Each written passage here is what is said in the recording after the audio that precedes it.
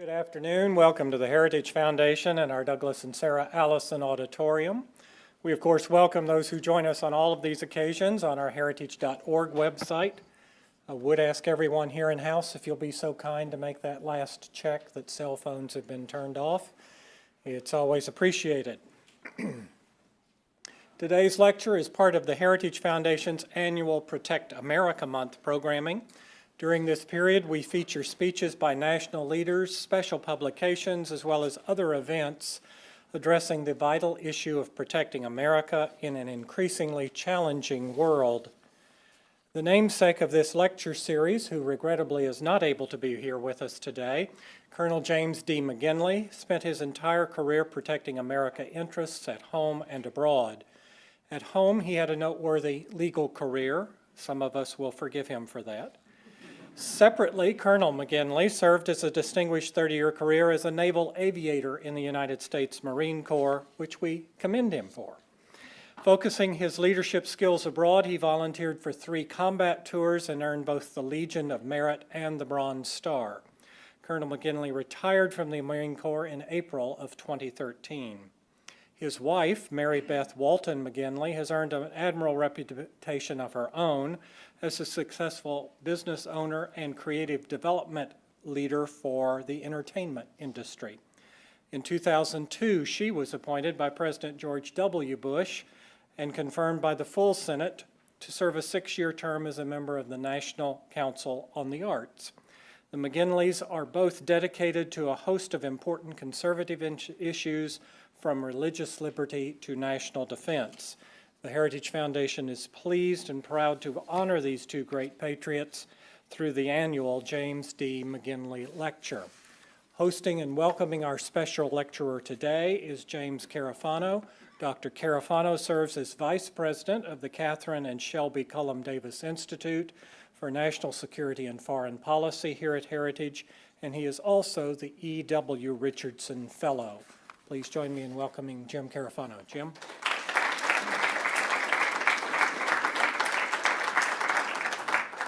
I have a great job.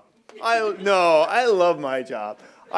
This is an awesome place to work, and the people that I work with are absolutely incredible. And I just love coming. But the best part is I get to tell generals what to do. I mean, how cool is that, right? So I'm going to ask General Droughty to come up here, and I'm going to tell him what to do. And this is really cool for me because, I was basically the coffee maker and the guy hanging the hats in the back of the room. So, and I'm going to ask him to do 2 things. One is I'm going to ask him to introduce one of the most remarkable Americans and a shaper of the national security of this country in the 21st century, and just a man who is so accomplished and such a great defender of his nation that just to have him here is really awesome for us. And so General Droughty has the task of trying to introduce him. But the other thing I'm going to do is ask him to talk about a little bit about actually why we're here today.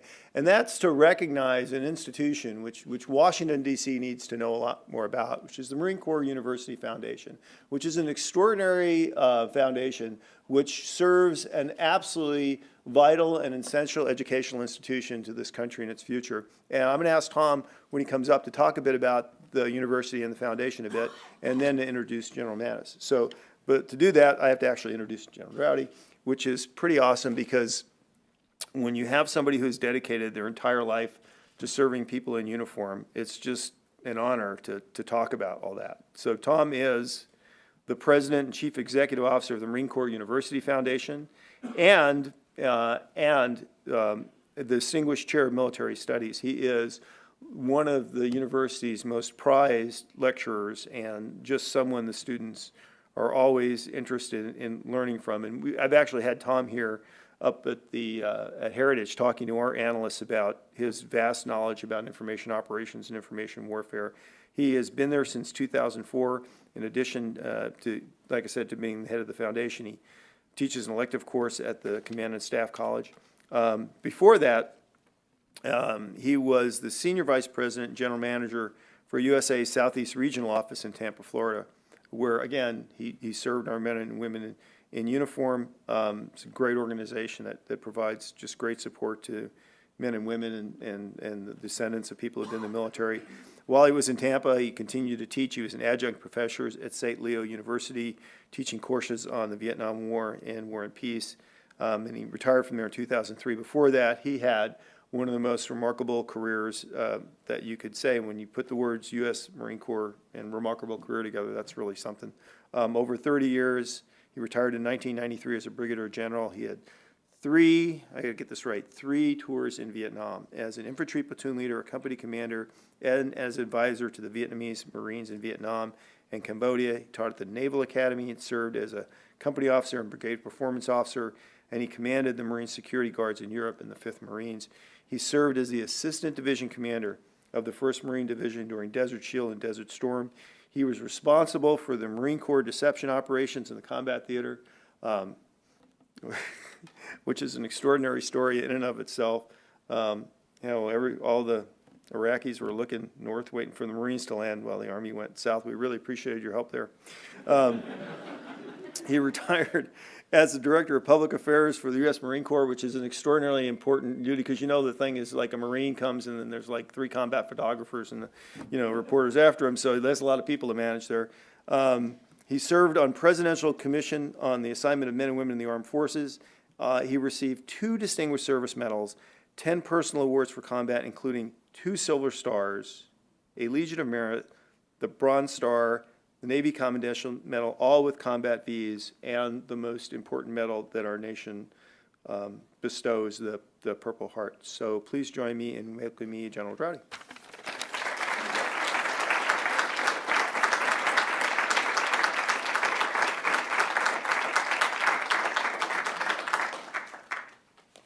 Thank you very much for that most generous introduction, James. Thank you. And thanks to the Heritage Foundation, to the McGinleys, and to Jim for making this coalition that we have of the Heritage Foundation and the Marine Corps University Foundation. I will answer your request to tell you a little bit about the University Foundation with what I call a shameless plug, and there's more material here afterwards. But I guess to get right to what do we stand for, we change lives and save lives.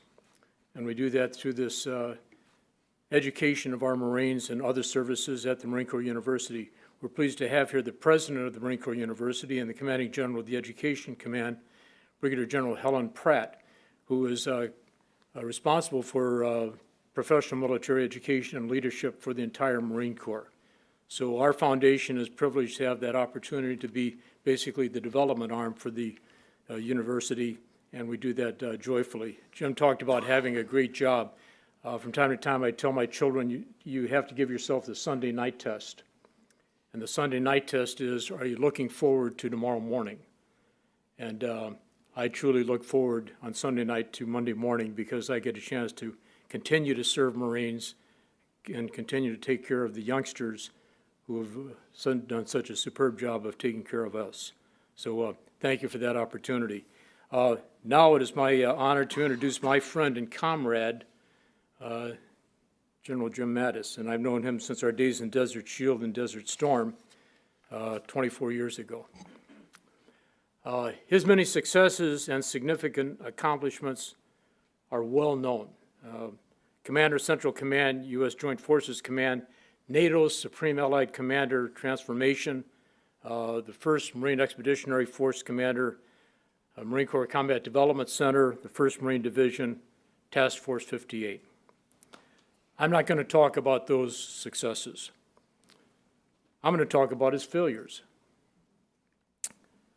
He has failed miserably to fit the Hollywood image of a Marine officer. As you can see, he has the looks, of course, but he just doesn't act like one. In Desert Storm, he led from the front and got as dirty and as grimy as his Marines and his beloved 1st Battalion, 7th Marines, part of Task Force Ripper, which was the focus of main effort for the 1st Marine Division. The writer and former Marine Lieutenant Nate Fick remembers seeing him as a general, sharing a conversation and a fighting hole with a sergeant and a lance corporal in the middle of a freezing night. He was no asphalt soldat, no parade ground Marine. He has failed often to tell his seniors what they wanted to hear rather than what they needed to hear. When you look up the phrase, speaking truth to power, there's a picture of Jim Mattis.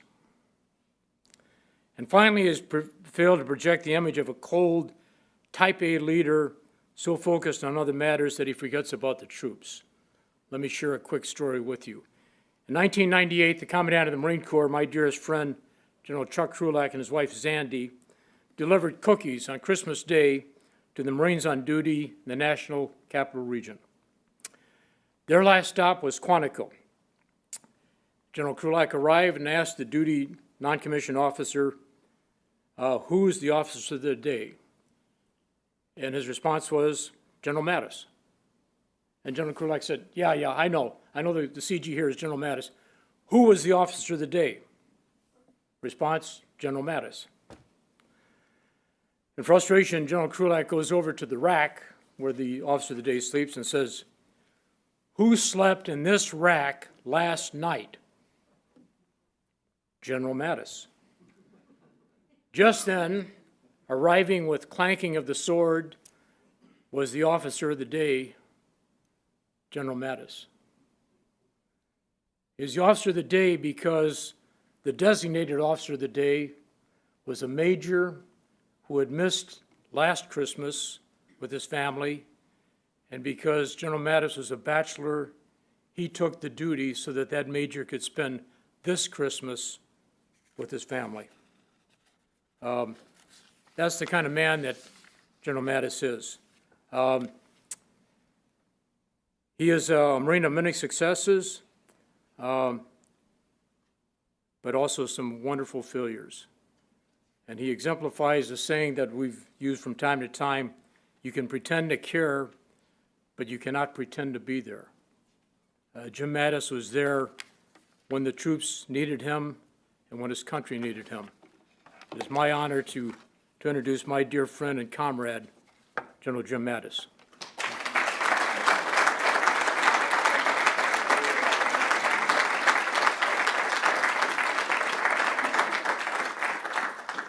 Thanks, General Droughty.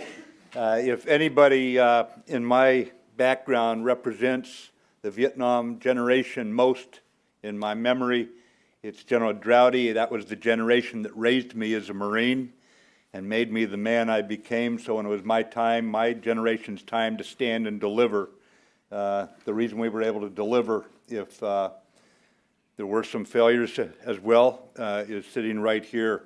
And I deeply appreciate all that you did for us, especially as you calmed my assault troops before we sent them into the minefields.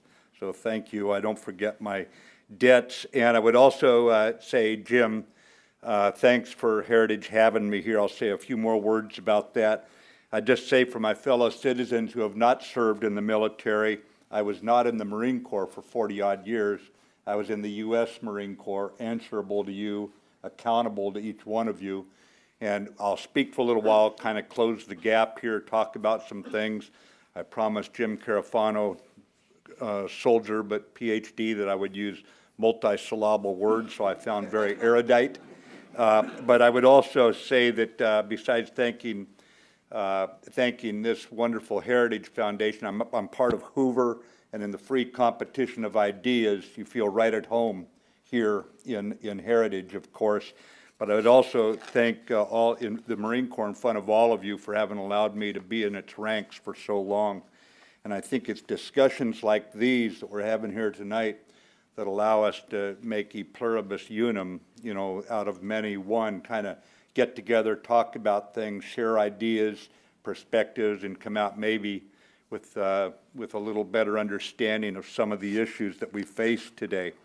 I would tell you that I turned down 95% of the requests to speak. I'm not interested in doing it. I do a lot on campuses now, from Stanford to Dartmouth, Stanford where I live, to Berkeley, to state schools and all. But as I reference, dig through research material in order to talk to students, I often turn to heritage, just like I do to Hoover. And I think when you look at the mandate for leadership, and I recommend any of you have not read it, 1981, if I remember right, some 34 years ago when Heritage produced it. It's as applicable today as it was then, and it's the reason why at times when I'd testify on the Hill here wearing a uniform, I often went into these kind of documents in order to try to explain. Really, it was to close the gap, ladies and gentlemen, between human aspirations and war's grim realities. How do you bring that to bear in a way that gains the support of the elected representatives of this country? And from William Bennett's writing to the Lady Thatcher Center for Freedom, again, this is really a wonderful jewel that you have here. And Jim, I can see why you look forward to coming to work every day, for sure.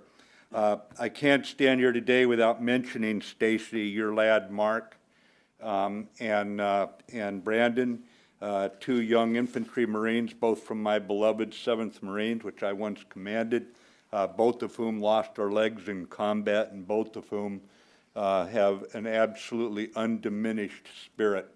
The only reason I stuck around that low-paying outfit for 4 decades was the absolute pleasure and sometimes the being a little aghast at the high-spirited antics of these lads who would willingly go into minefields. I'd grown to hate minefields by age 21, but I grew to love people who would move forward into them, and that's why I stuck around. I still remember walking up behind a squad of infantry Marines that these two represent, and in a place called Ramadi, and I walked up, and it was one of those days the enemy's shooting down the street at us, and we're shooting down our sailors, Marines shooting back down the street at them.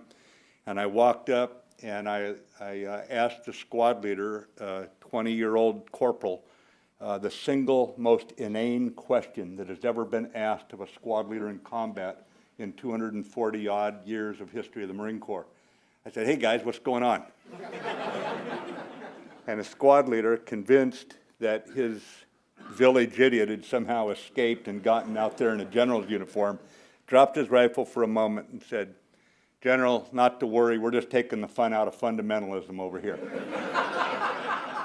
And I turned around and walked off smiling. One more riotous excursion of the human spirit was underway, and I had no doubt what the outcome would be.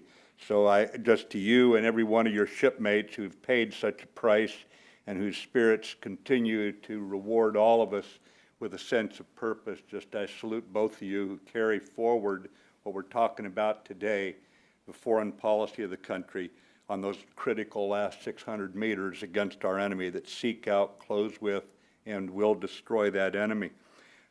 In talking to Jim about how to address this time tonight, because kind of talk for a few minutes and then open to the good part, the Q&A, I thought I would just address what is happening with the lack of strategy. It's something I testified on in front of Senator McCain's Senate Armed Service Committee here at the end of January. But the bottom line is we do not have a global strategy. We do not. I just got back 36 hours ago from the Middle East, by the way, and it took 3 Red Bulls to get up here tonight. If I start talking a little fast, just wave your hand, I'll slow down. But I would just tell you we're going to have to anticipate increased turbulence in the world. And that volatility is going to get to the point that chaos threatens. This is a reality. It's not a very fun reality to talk about, but at the same time, I've never thought it necessary to patronize the American people. And if you look at the foreseeable future as not being foreseeable, in other words, there's going to be surprises. What you want to achieve are the fewest big surprises as we deal with this future. So you're not going to get it completely right. You just don't want to get it completely wrong as you look toward the future. And let's look back just a little bit at the greatest generation coming home from World War II. They look around, who knows how many died? 50, I've seen 60 million. The Russians say 70 million died. World War II, they say it's a pretty crummy world. But then they did something about it. And you and I have lived with that legacy. It's become part of our vernacular. The United Nations, a place to talk things over. The Marshall Plan, where we actually turn to our enemies and we say we're not going to have another vindictive peace treaty. We're going to help them become good, responsible nations. And today, those enemies of World War II, one of the most vicious wars ever, are some of our biggest trading partners and allies. We also saw it in NATO, where the ideas that grew out of the Enlightenment, we were going to defend them by allying with others because we knew in history that the nation with the most allies generally wins. That's what history teaches us if we study it. And then, of course, there's Bretton Woods, and you and I know it as World Bank, as the International Monetary Fund. All these things were put together as they used traditional diplomatic tools, and they also used traditional economic means and new ones adapted to the situation. Bretton Woods, as you know, has adapted over the years. And the end result is, using those, they develop a world order. There'd never been a world order ever. There were regional orders, and then we take the European regional order, and in some ways we impose it over the rest of the world, and that's what we have today. The problem, I believe, is, and again, remember Einstein, you know, if he had 60 minutes to save the world, he was asked how would he order his thoughts. He said, I'd take 55 minutes to define the problem, then I'd save the world in 5 minutes. So if you define the problem, it is how do we sustain this world order, and right now, we have an America that is starting to reduce its role in the world. That's not good. Believe me, I was just out in the Middle East, and whether it is right or not, the perception is we are pulling back, and into that vacuum are going some rather unsavory impulses on the parts of many people. Let me just drive some of the ideas home, looking at Russia, China in the southeast, the South China Sea, and then in the Mideast, the place that has me still going through therapy 2 years after I left CENTCOM. I would just tell you that as you look at the Russia situation, I think it is much more severe and much more serious than we have acknowledged. And I recognize that right now, America has not kept its fiscal house in order, and I recognize the danger there. A country that loses control of its budget loses its ability to govern. And when you couple that with the lack of political military strategy in both Washington and Brussels, where NATO headquarters is, and you have the largely unilateral disarmament of most, or downsizing of the militaries of most Western democracies, then you understand that you've got a lot of things starting to line up to tell you it's going the wrong direction. The problems run very deep, and I think the indicators are obvious. Washington is unable to govern. I've been in the last year in Budapest, Brussels, London, Amman, Abu Dhabi, Canberra.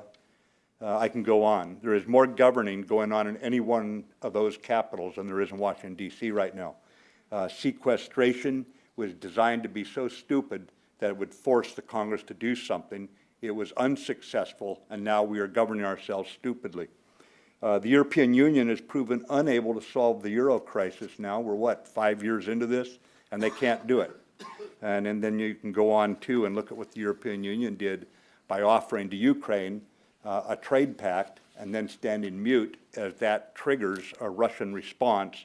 And basically, now they just want the problem to go away. So in Russia, Ukraine, I consider it likely the most dangerous situation in a crisis-strewn region. And there is the potential, I believe, that Putin has unleashed forces that he will be personally unable to control. And I think that his successor, should he die before 2024, which isn't likely, but if something should go wrong, I don't think his successor could control the impulses he's released there. It is very, very hard to pull back from some of the statements he's made about the West. And I think that right now there are people questioning, has Putin gone crazy? Is he delusional? And I think that what we have to look at is that we have a Russia problem, not just a Putin problem. People say when Putin leaves, it'll all get better. I think that's a pipe dream. Russia has the longest borders in the world. It's in a terrible strategic position. It has more violent jihadists in Russia right now than any other country outside the Middle East. This is not an insignificant problem for them. They're economically on an unsound footing. Their demographic situation is serious and worsening. So many of their males are dying of tuberculosis, HIV, and alcoholism that they actually have declining longevity for their males. And so many of their girls have used abortion as birth control that can no longer carry to term. There is nothing Russia can do to reverse its demographic decline. It's arithmetic at this point. That means Russia's going to be in a position where it cannot sustain its influence over its maritime and geographic borders at some time in the future. And they're now trapped, looking at NATO as a threat. They do not see having democratic nations on their borders as a good thing. They want security through instability. At the same time, there's a nuclear context to this. They've threatened Warsaw and Danish warships with nuclear strikes. We have, I live in California, San Francisco area, and there's been Russian nuclear-capable bombers as far down as along the California coast. They're up alongside Scotland, they're outside Norway, and this is not an insignificant problem. The person who threatened on their national news one night to turn America into radioactive ash was promptly promoted by Putin and put into the government's Ministry of Information. So this is where miscalculations can happen. What had happened in Crimea and the Ukraine is war. You can call it whatever you want, but it is war. They may do it in a way that makes it deniable so they don't trigger Article 5, but Putin goes to bed at night knowing he can break all the rules and the West will try to follow the rules. That is a very dangerous dichotomy in the way the world is being run, and until Secretary Kerry's meeting, I think it was yesterday, there has been no dialogue at all with Putin, and that is very dangerous. I mean, the whole point that the Greatest Generation found was if you don't talk about these things, things can go wrong. That's why they put the UN together. And I would just tell you that anything the West does now that seems reasonable to some degree, as we try to downplay or bring the crisis down into a lower level of boil, is now seen as really a sign of weakness on our part, I think, by Putin, who is out to break NATO apart. I think that goes without saying at this point. So the short-term danger is there could be a miscalculation. In midterm, Russia's declining influence means that the Russian Federation could actually break apart, and that's not in our best interest. You do not want to break Russia right now and have those loose nukes all over the place. There's got to be some kind of a way to walk Russia back from this precipice, and yet the West is not showing the degree of unity. The Americans appear indifferent. The Europeans are basically burying their head in the sand. What I found most interesting was the Chinese. I was told by a friend how the Chinese looked at it. You notice the Chinese have been silent about going into the Donetsk Basin and Crimea. The Chinese view was Ukraine lost Crimea, Russia lost Ukraine as a trading partner, and they needed her for both arms industry and the breadbasket.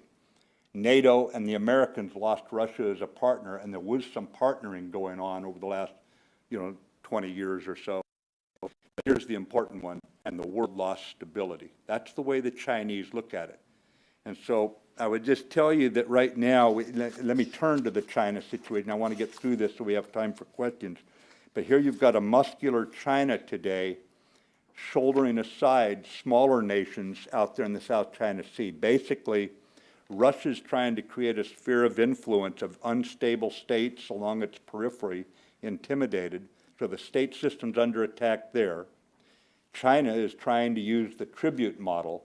They aren't going to do it the same way the Russians are doing it, but they want to have a veto authority over the economic, the diplomatic, the security situation in each of the countries around their periphery. And they've used this in the past in history. I think they're less apt to use their military the way that the Russians have. The Chinese have probably hit the end of this, I would just call it the shift from the rural areas to the cities and the low wages and all that sort of thing. Wages are going to start going up, and they need stability very, very badly in their country. This is the first generation in 200 years that's not going through trauma, whether you call it the opium wars, the Boxer Revolution, the warlords, the Chinese World War II, the communist takeover, the Cultural Revolution. It just goes on and on and on. And I was reminded, I was with Admiral Mullen, our former chairman, this afternoon, and his counterpart, when Admiral Mullen asked him in one of their meetings, "What's your biggest worry?" He expected to hear, "Well, I need more airplanes, I need more ships, I want tanks." Generals are, we want these things. And the guy said, no, 10 million new jobs a year to maintain internal stability. They do not need that external turmoil right now. That's why what Russia has done has scared them, I think, to some degree, as far as creating challenges for them. At the same time, they are muscular. They want to write new rules for the international game. And I think that the demographics there, too, are ugly. So there's a little bit of a time clock on them right now. But I would also add that they are doing a pretty good job of finding friction points between our allies, like between South Korea and Japan, and exaggerating those and working those. And you find them doing this all around the South China Sea periphery and out into the Pacific with some of the little island nations out there. The wild card, as in Russia, is nationalism, and we've seen it kind of unleashed toward Japan a little bit. And I was just reading in a Chinese periodical about Asia for the Asians. Sounds a little bit like the Japanese co-prosperity spirit, doesn't it, for those who've studied the history there. So, and it was interesting that ASEAN, which has always been a very mild, meek organization, I don't think they've ever said anything bad about anybody in their entire history. And ASEAN came out 10 days ago or 2 weeks ago, and they said that what the Chinese were doing on the South China Sea Island was undermining peace and security. Interesting comment as they start gelling an international coalition against them. And I think that when you look at the Russia and China put together now, you see them both attacking the state system in different ways. Putin wants instability along his borders. He sees that as giving Mother Russia protection. China wants tribute. But both of them tell other nations, you cannot be treated as an equal. You will pay homage to them.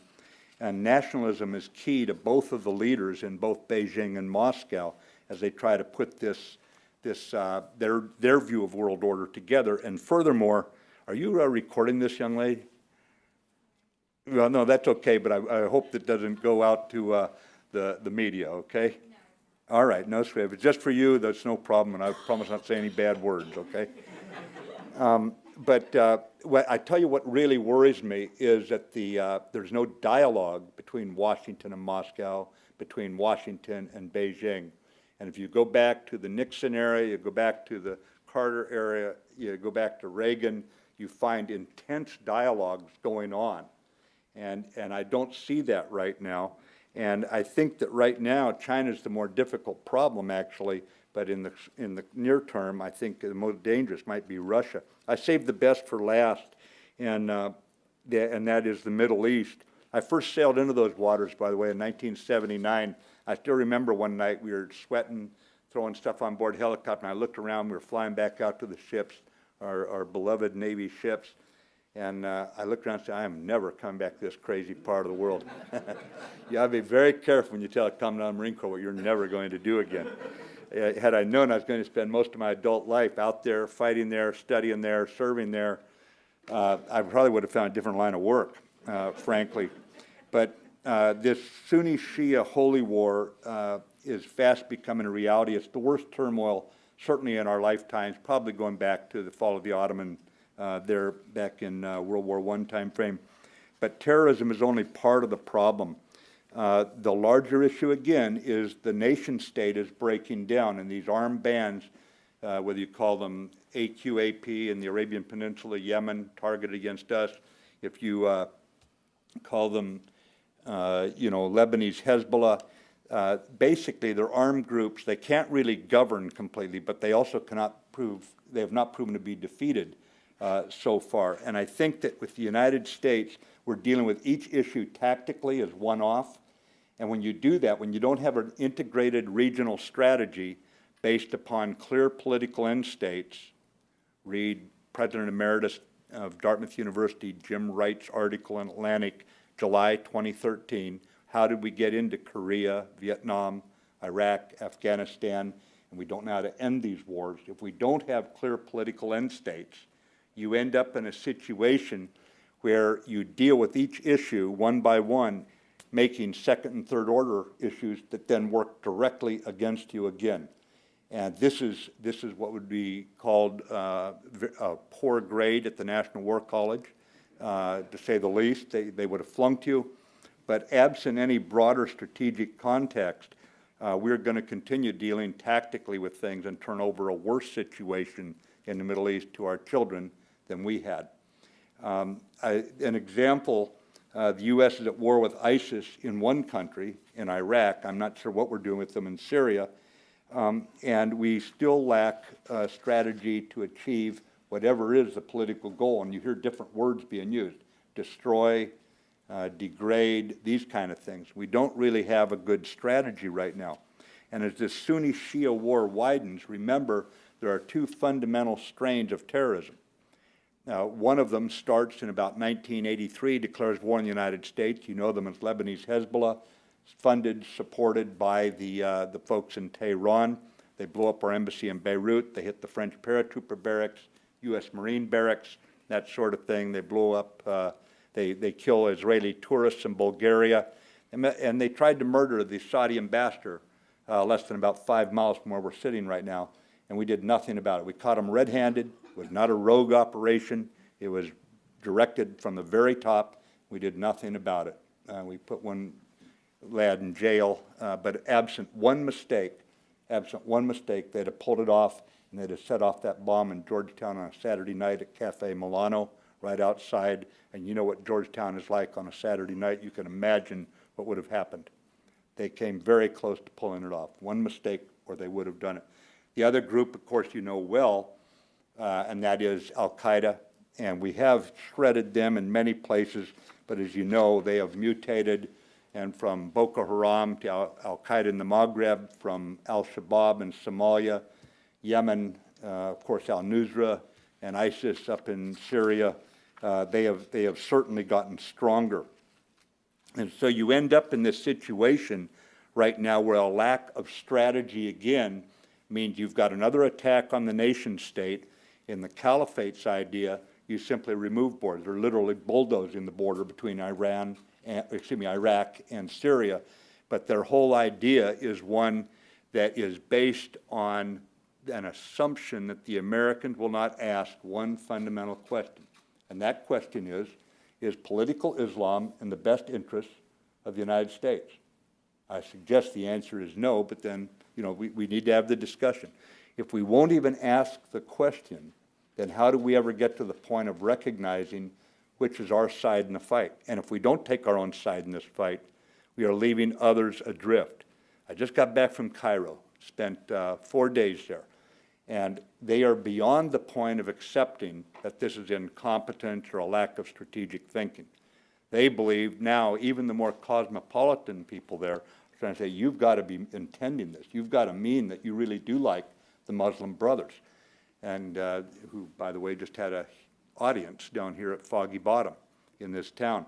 It is very hard. I had a young lady take me aside, and she said, does your country's leaders, do they understand that my mother was educated, I have my advanced degree from a university in England, do they understand that if the brothers or these other guys take over, and they're all swimming in, she put it, in the same sea, that you're looking at the last generation of educated women in Egypt? Do they understand this?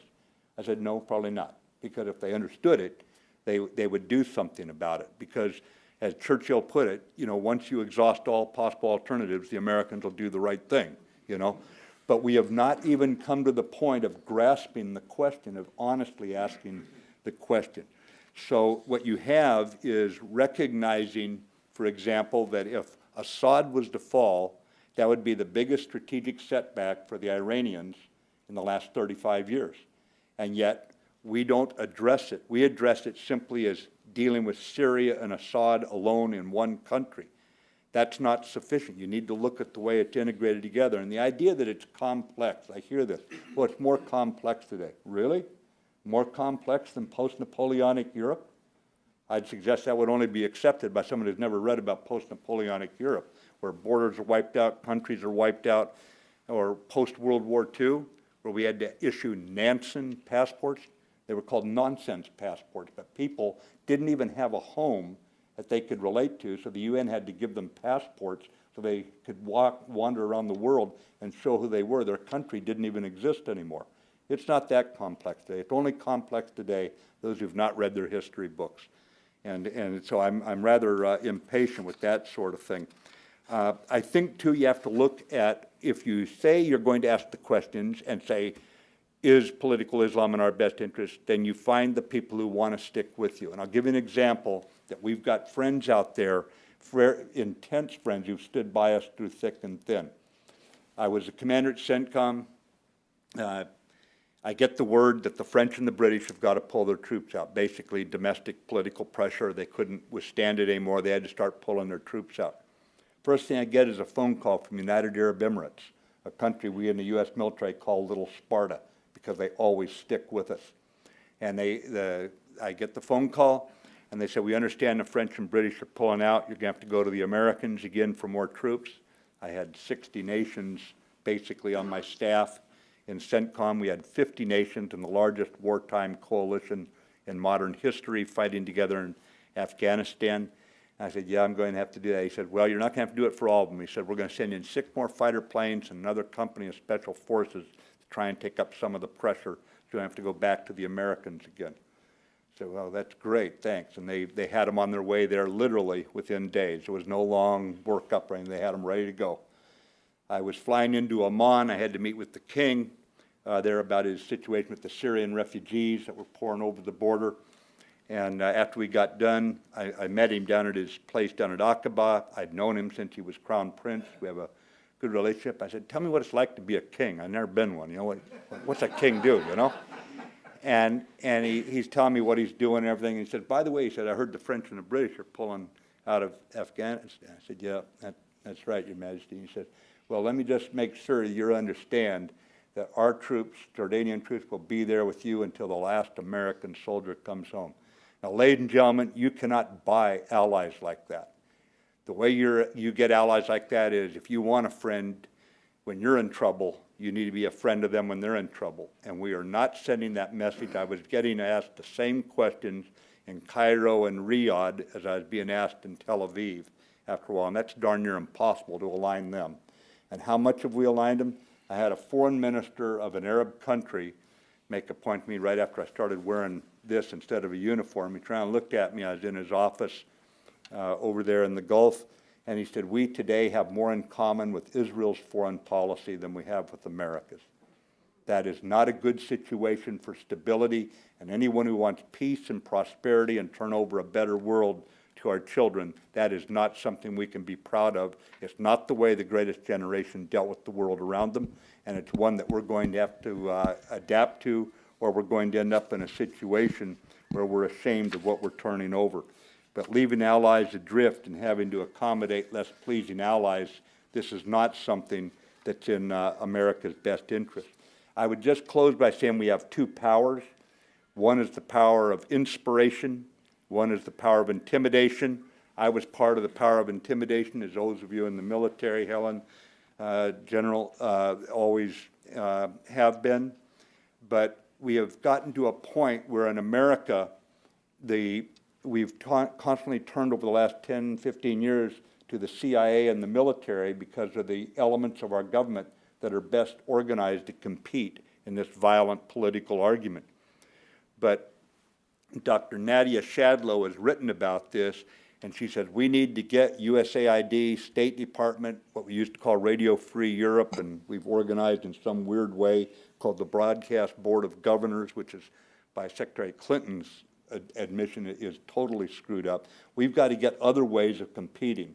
Traditional diplomacy, economic programs. I used to go up to Capitol Hill and say, if you're not going to fund the State Department fully, these diplomats who wear suits and dirty boots as they out there in the field taking risks, then would you please vote more ammunition, more money for ammunition? I'm going to have to shoot more people. That was my way of putting it into a Marine infantryman's persuasive vernacular for these folks. So as we go forward right now, I would just give you 4 words coming back from the Middle East, and I copied these off Colonel Frank Hoffman, by the way. We use D words a lot in the military. Do you want to degrade it? Do you want to destroy it? Do you want to delay it? Let me give you 4 D words. Increase disorder, increase discontent. We are going to see more decay of the international system if we do not sustain it, don't work to sustain it. and disillusionment among our people. Increasingly in the democracies, people feel let down by their political leadership, and people are wondering if democracy can really deliver good government. So it's a gloomy situation, but I think, too, that it's one that we can reverse. It has to do with defining the problem, getting young people who are unburdened with some of the old ways of looking at things and who are well-schooled, they've done their homework, and give them advice. But we need a hydraulic, I think, to bring young people up into position of leadership, because I think that what has happened so far is a disgrace by this generation, and the best thing we can do is move some young folks up, guys and gals who are aggressive, have initiative and vision, and are unapologetic about American values.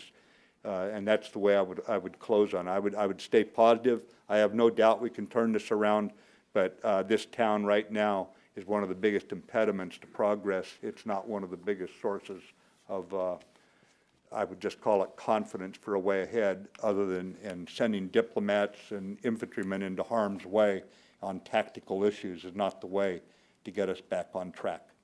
So let me stop on that high note, Jim. Thank you.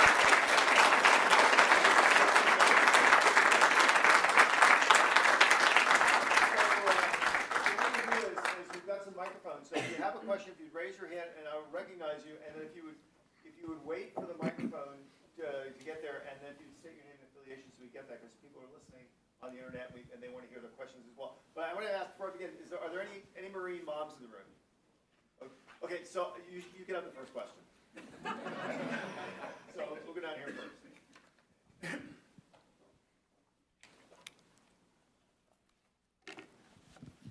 Thank you. I am a two-time Marine mom, and I want to thank General Mattis for getting both my boys home in one piece. Yeah, thanks, Barbara. We had a good dinner together a few years ago. And to those Marines who are here, our whole family honors you. Thank you very much for your service.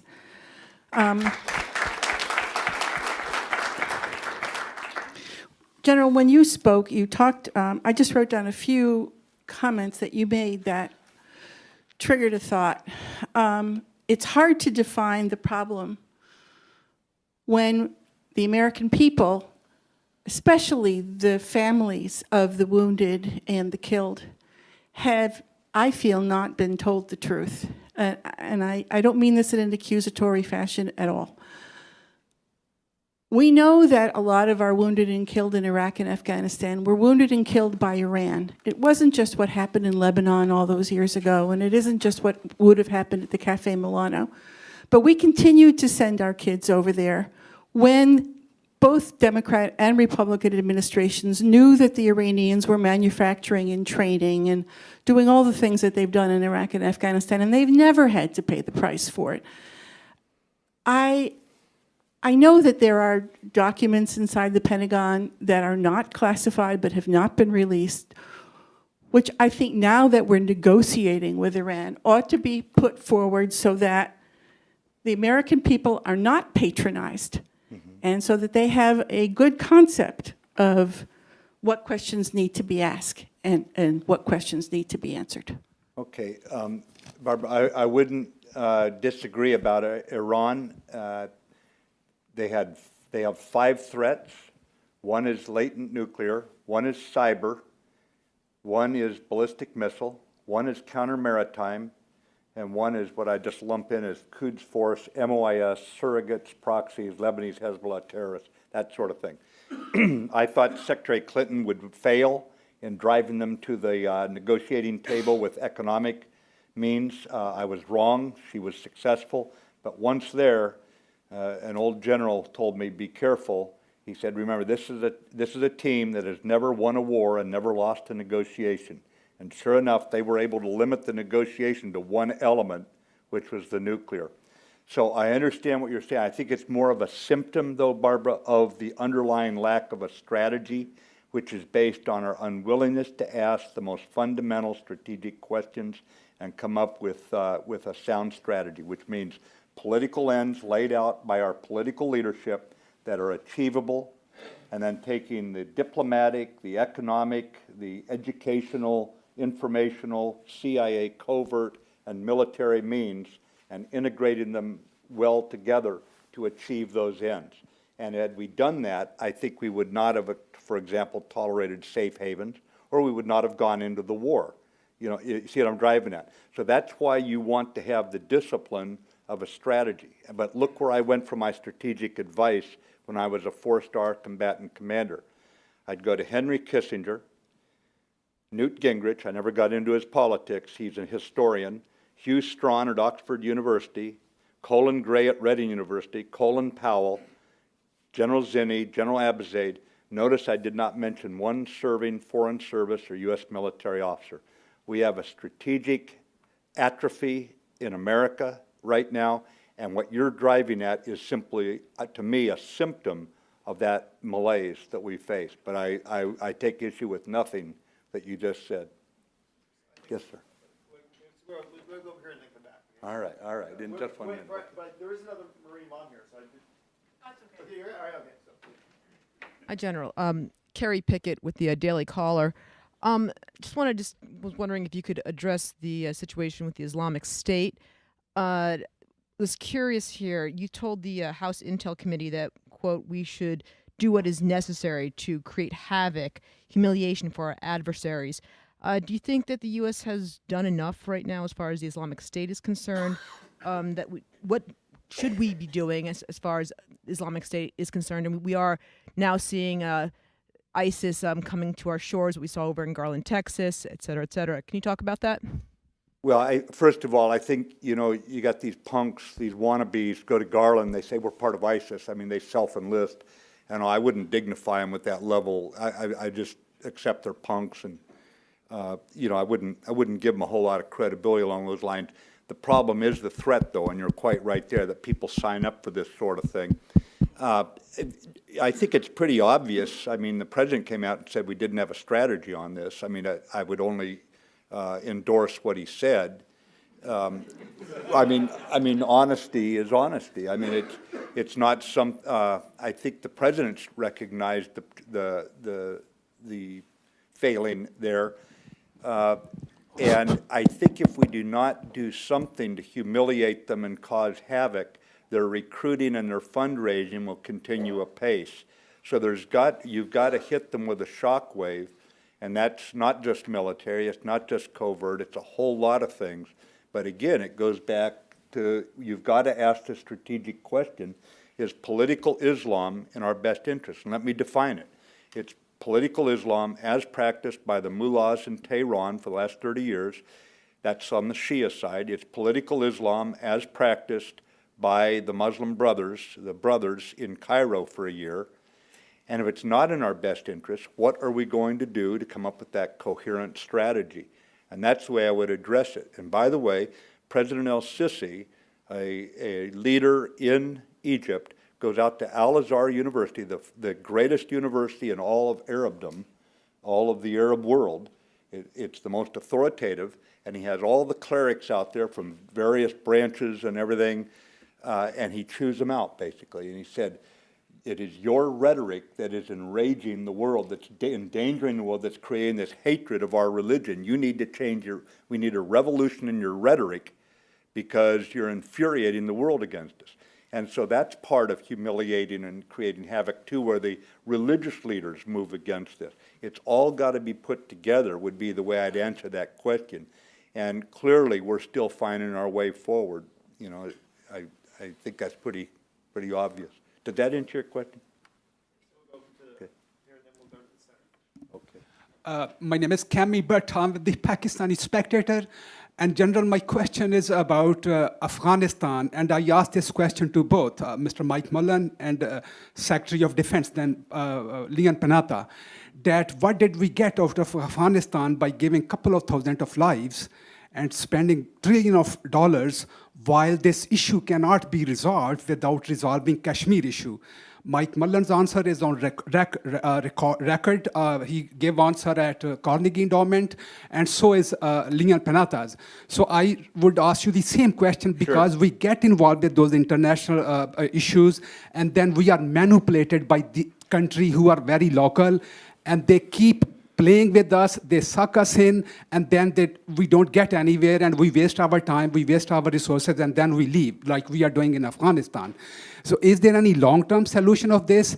And I asked the same question to an Israeli prime minister, that which president is smarter, the one who's give couple of thousand lives in Iraq, spent $trillions, or Obama, who has the approach, let these crazy Muslims fight with each other. They've been doing for 1,500 years. We cannot resolve their problem.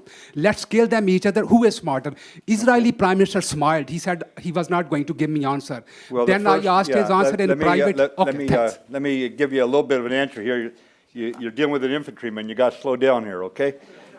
First of all, let me just tell you in front of this audience, after 9/11, I flew into Islamabad, and when we went on the deepest penetrating amphibious assault in Marine Corps history, 350 nautical miles in, the Pakistani Army knew H-hour, they knew D-Day, they knew the objective 3 weeks in advance.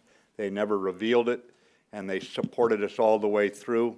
And we have had our difficulties between our nations, but there were times when we've stood together as well, and I hope that that is the future. Both Afghanistan and Pakistan, I think, are doing a much better job today, especially with Ashraf Ghani now in office in Kabul, and I think there's a lot of reason for optimism about how you deal with this enemy. And just for the Americans here, the Pakistani Army has lost more troops in this fight against this enemy than all of NATO combined. That's arithmetic. We're all entitled to our own opinions. That's a fact. And we have had our differences, and there's no doubt there's been gross disappointments on both sides. But I would tell you on Kashmir, I've studied the issue closely, and I don't think there's anything the Americans can do on this. I think on Sur Creek and I think on the glacier, you all could solve this, and I think you may yet solve it, and I think you could open the economic borders, and that would be a large part of undercutting the enemy's message of hatred. But since the enemy started moving out of the federally administered tribal area down into the settled areas, Karachi, Swat, all that, I think it has cleared the Pakistani military and the government's mind that they've got to fight them. And I think at the same time, there's some movement, there was for a little while, of collaboration among all three countries, Afghanistan, Pakistan, and India. But if those three countries don't want to work together, the enemy's going to work those seams in between you, and your innocent people are going to die. And it has nothing to do with religion, this part. That is nothing more than a way they try to excuse their hatred and lust for power. And the way they treat women, the way they treat religious minorities, the way they treat innocent, there is nothing devout about people who kill women and children, nothing. And so you're going to have to decide how much you're willing to work with others that you have had troubles with in order to defeat them. But I don't think there's anything the Americans can do on Kashmir, because I don't think the protagonists want peace there. They want to, what would you call it, that kind of be moderate on the issue and try to figure it out. And if you all don't want to do it, the Americans aren't going to be able to bring some new idea to the table. That's my best answer I can give you. I know it's not a great one.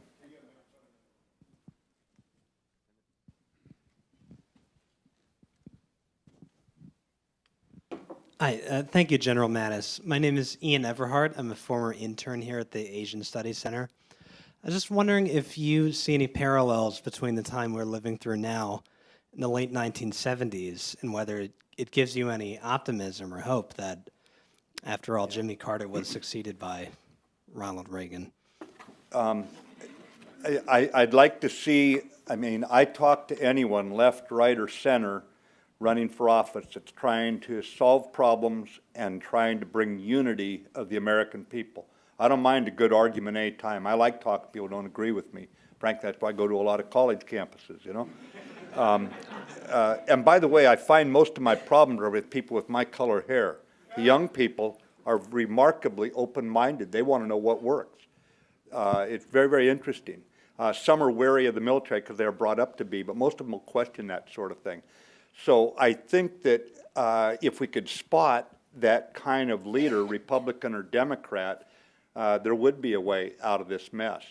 I go all the way back to the 1930s and look at what was going on then with the Western democracies, but I don't see the troublesome young men that Winston Churchill gave voice to, warning you, this guy Hitler, he means what he's saying. I don't see that sort of defense of the Enlightenment and its values that came down to us, given voice in our Declaration and our Constitution. And I worry about it.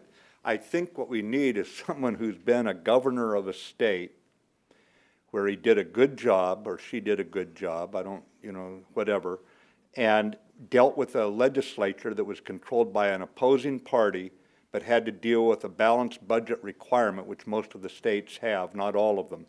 So they had to deliver governmental services through some kind of compromise, which is what our system of government is based on. You must have compromise and do it without breaking the bank. Because right now, if we don't get our national debt under control, there is nothing we can do about keeping a strong military. It will not remain strong if you don't do that. So you've got to define the problem, find the kind of leadership that you're talking about there, and then it's got to be rewarded. Countries get the leadership they reward, and right now we appear to be rewarding the wrong thing, from our gerrymandered districts all the way up to an entitlement approach that rivals Greece's in terms of irresponsibility toward people your age. General Eric Lebson, I met you when I was at the NSC a while back. Yeah.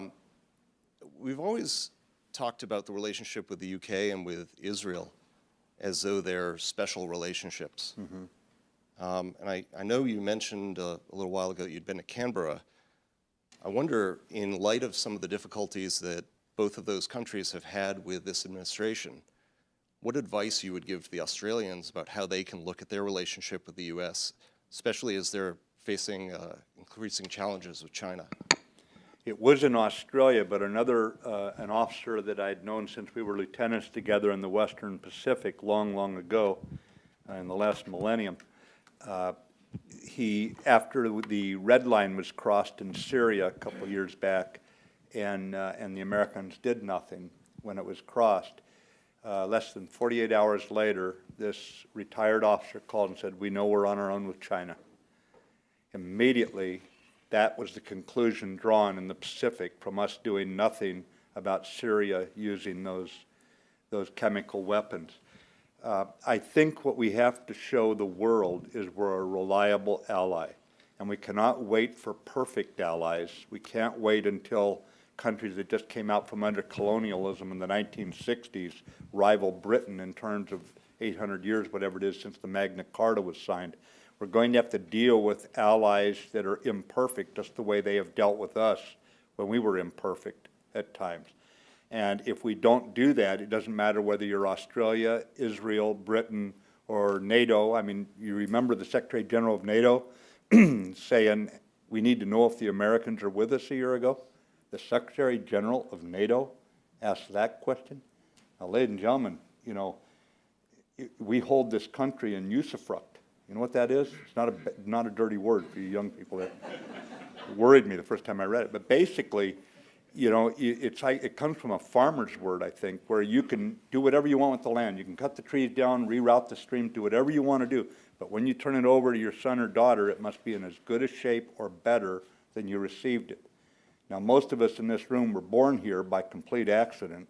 We live here by choice, but we have a responsibility to turn over this country and its relationships with other nations, responsible nations, as good or better than we received it. And I don't think that we're doing it right now. And I think special relationships should be treasured, but we should also be willing to take non-traditional allies, or make allies of non-traditional countries that have not traditionally been our allies. We need to be able to bring them on board. There are ones out there. I'll show you how much the power of inspiration is of America. My Marines on one occasion out in the western Euphrates River Valley told me when I was at one of the patrol bases, they picked up an IED layer the night before.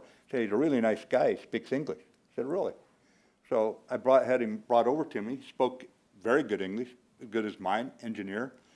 And it was not a good night for him. You know, he's out there whistling, he's got his wheelbarrow, got his artillery round, got his wires, got his battery, you know, digging it in, looks up and there's 6 Marines standing around with automatic rifles.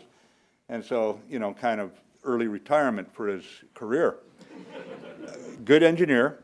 So I started talking to him, gave him a cup of coffee and stuff, and he, you know, I said, why are you doing this? I mean, you're Sunni, you know the Marines out here are the only friends you got. Why are you doing this? He said, oh, you know, Crusaders, you go, and I said, knock it off. You're an educated man, just get over that, now tell me why you're doing it. And after a while, he finally said, well, yeah, you know, you're right. He said, you know, in my heart, I want you gone now. In my head, I know we need you guys out here. I said, okay. He said, I'm going to Abu Ghraib. Huh? I said, oh, yeah, you're going to Abu Ghraib. You've been wearing an orange jumpsuit for a long time.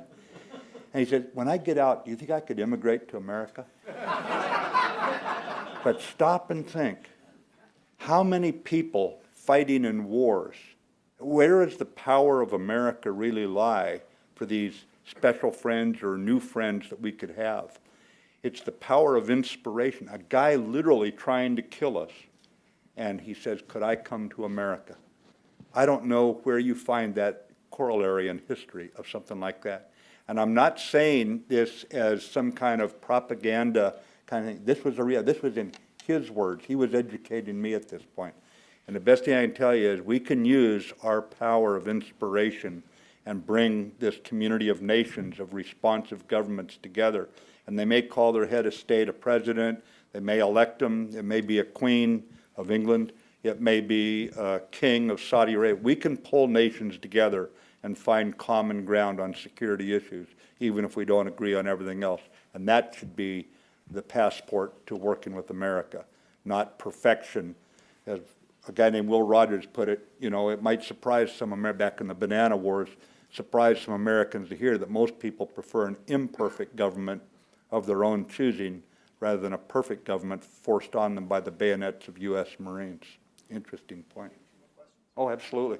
A couple more drinks and I'll be good to go for a while. We'll do 3 questions. We'll go left, right, center. General Mattis, Mike Ulysses, former soldier. I want to pick up on one of your letters, inspiration. I forget what your last I was. I want to talk about one, integrity. You and I and many of those in this room grew up both with a family before we joined the military, and then in our military career where integrity was the basis of everything we did with our troops. And even if you had a scent, particularly as an officer, if you had even a whiff that you were waffling or you didn't have integrity, your career was done. You wouldn't have served 40 years. I wouldn't have served 30 years if that was the case.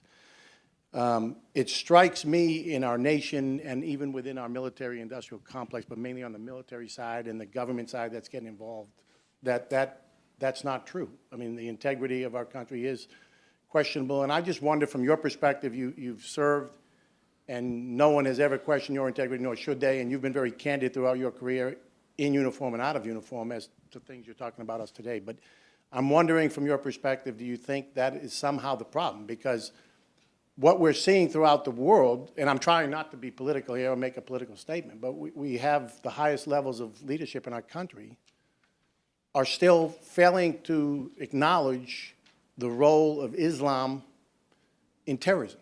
The 2 words are not even used together, and at some point, from my interpretation, is that's lying. It's deception. It's not recognizing what is true.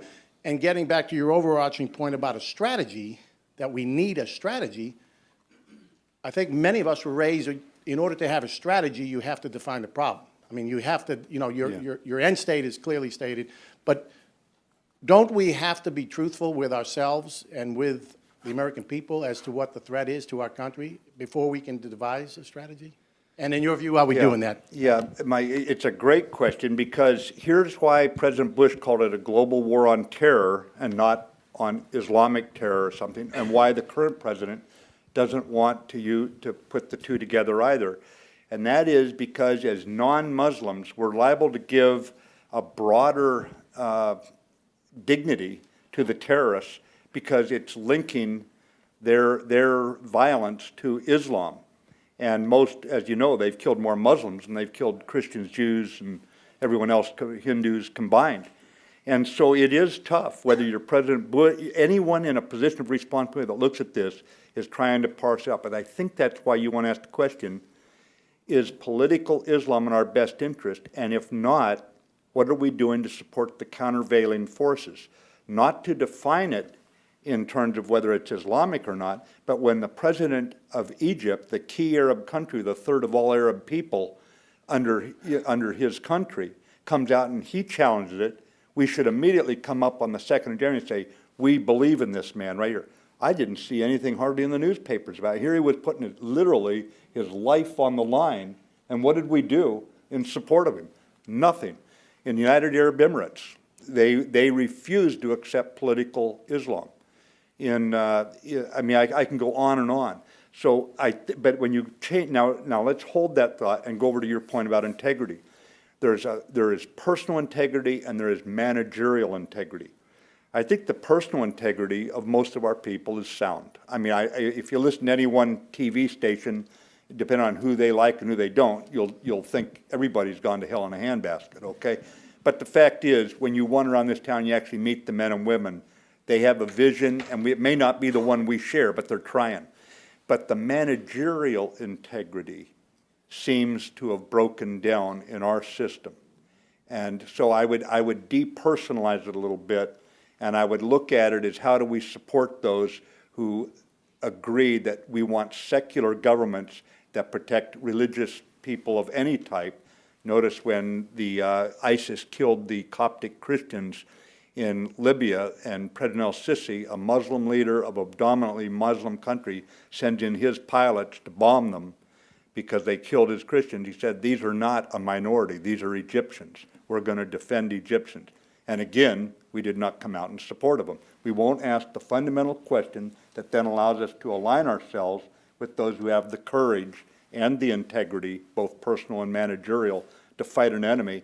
And frankly, with two irreconcilable worldviews. I mean, you and I are never going to accept that girls don't go to school. I don't care what they do, we're not going to accept it. So we're going to fight. That's all there is to it. And I'm already on record as saying whether or not I support fighting them, so no need to repeat it. But and thanks, Mike, for what you did for 3 decades. So we'll have 2 last questions down here in front. Thank you very much. I am Dr. Nisar Chaudhary, an analyst. General, it was really very enlightening to listen to you. And I must say that the President of USA speaks for the State of the Union address, and you are speaking about the state of the world.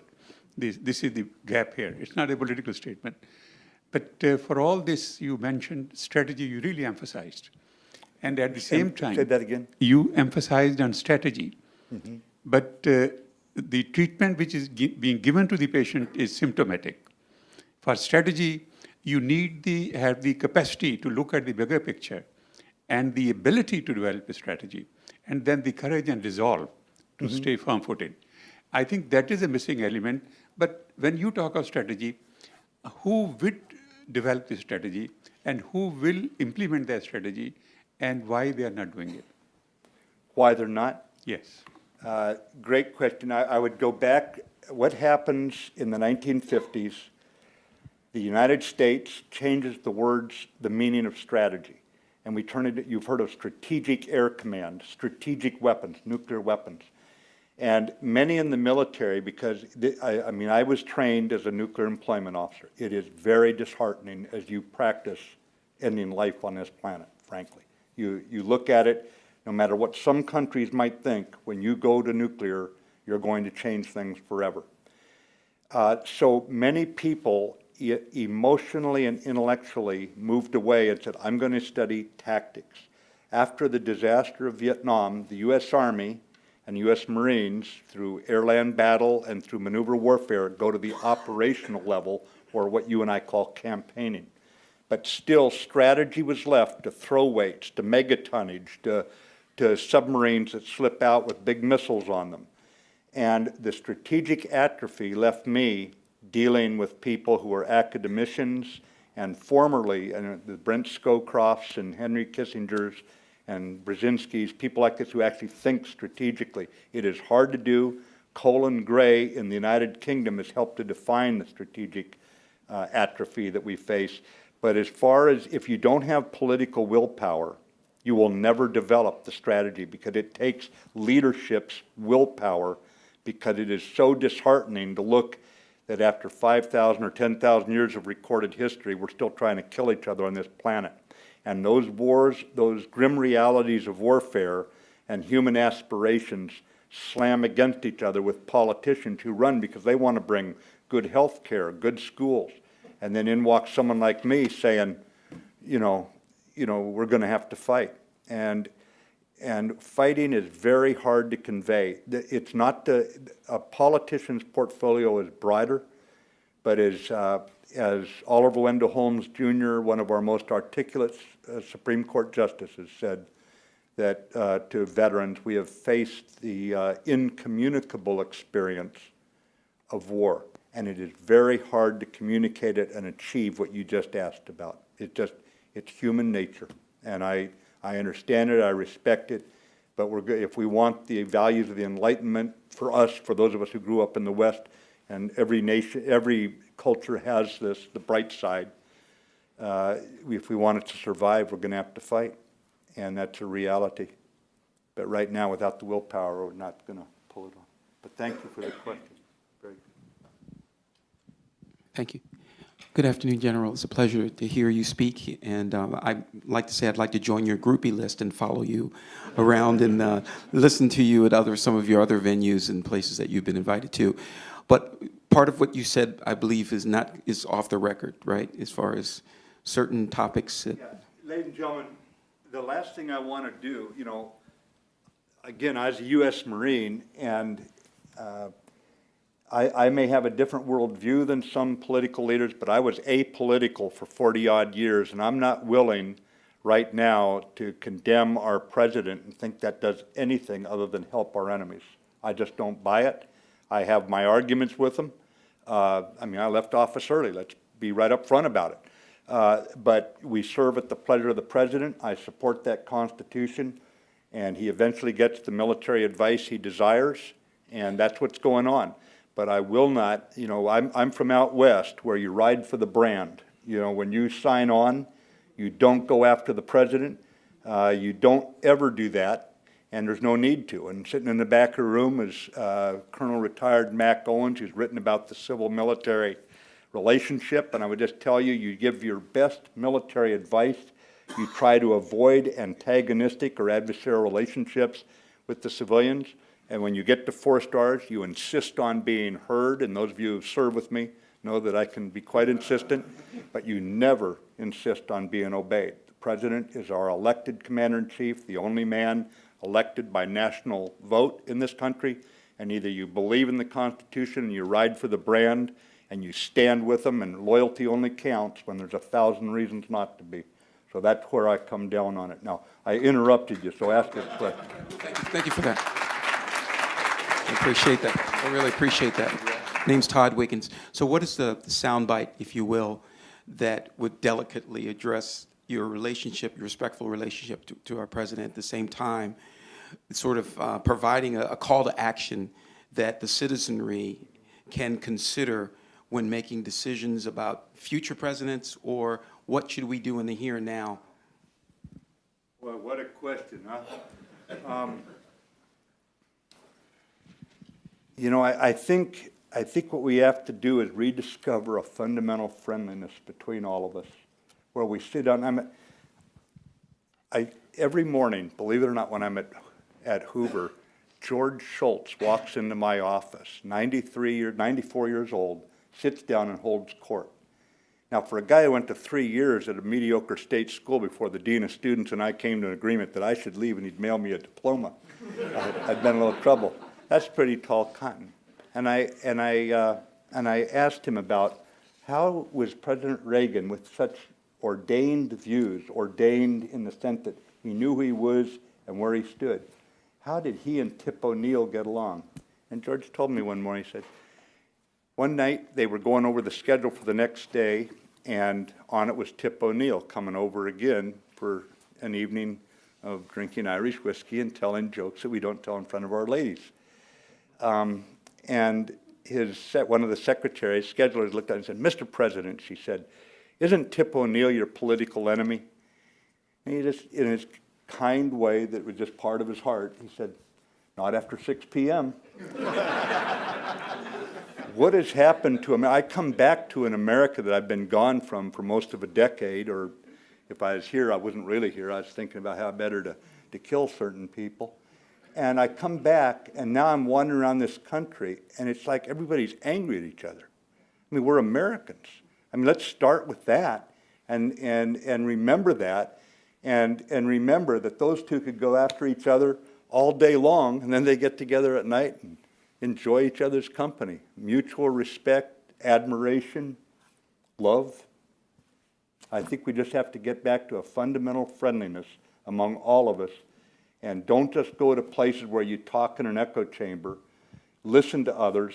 And I used to tell my American officers, I had 60 nations on my staff at CENTCOM, and I'd tell my American officers, I said, I don't want you just willing to listen to other people and their ideas. Remember, not all the good ideas come from the nation with the most aircraft carriers. I want you willing to be persuaded by other officers.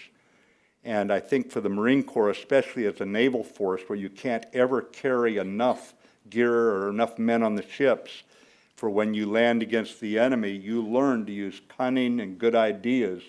And oftentimes those good ideas come from others. And I think we have to reopen our conduits of friendly discussion with those that we completely, especially with those we completely disagree with, willing to be persuaded by them, but have a good, rousing discussion about it, and then go to church together or synagogue, go to the bar together. I'm very big on having an adult drink in my hand. I'm never more eloquent than at those points. And make... There you go. All right, you're on. We'll hit it. Thank you. Thanks, ladies and gentlemen, very much. So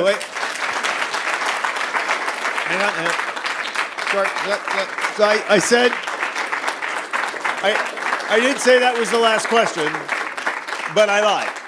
All right. So since nobody told you to sound applaud, so since a large part of why we're here today, just to really honor and recognize the Marine Corps University and the foundation, you can't leave without answering the question of what has your professional military education meant to you in your career and your life? Yeah, thanks, Jim, because I was armed with insight, to use your slogan, General Droughty and General Pratt, who carry this responsibility forward.